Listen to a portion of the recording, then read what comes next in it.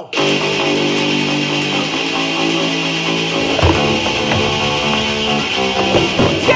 What's up, YouTube fam? Dino here. Today I'm going to teach you how to axle stall.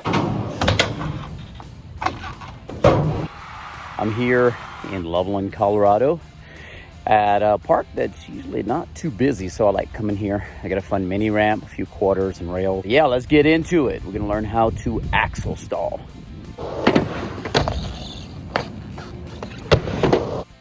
So when you first start learning this trick, it's going to be some trial and error. Some of the things that I can tell you that will help is it's better to overshoot it than undershoot. In other words, you don't want to go for a slash and stay in the ramp. You actually want to come out and up on top of the deck. And as I'll show you, a few times you're going to go into what's called a feeble stall, where you have your back wheel, one is on the deck, one is in the ramp, and the trucks are on the coping. And then on the front wheels, they're both touching the deck. That's called a feeble stall. And I actually did a feeble stall before an axle stall because I was trying to learn axle stalls and didn't turn in enough, didn't lean in enough, and ended up touching both wheels on the deck.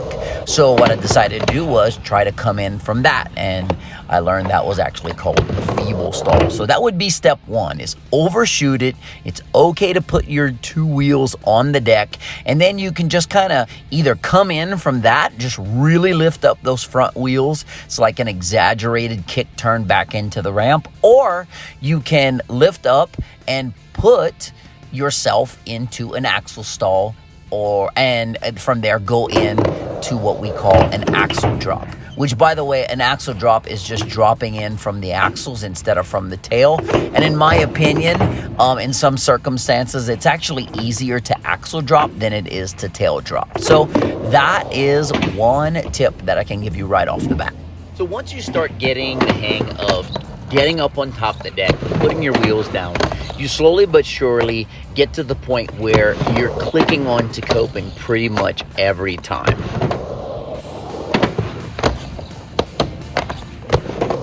Now it's time to start working on the reentry.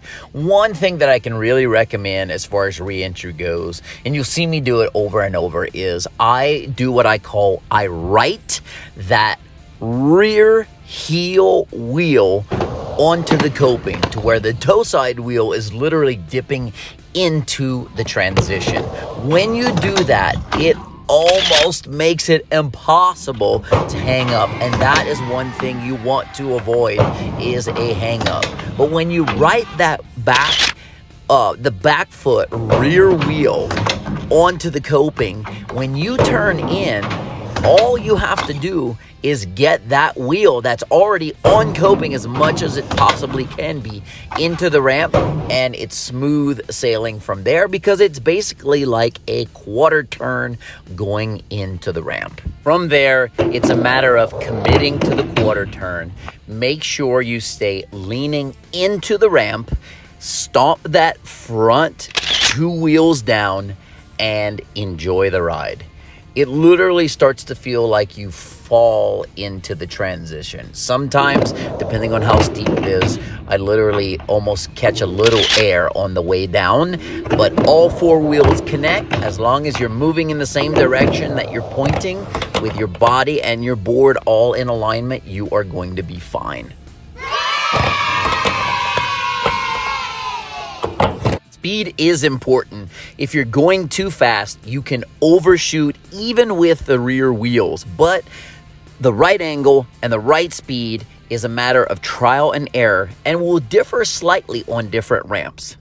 Whether you learn two tricks in one and learn the feeble stall, or maybe sometimes even right the wheels and learn how to reverse engineer this trick and do an axle drop.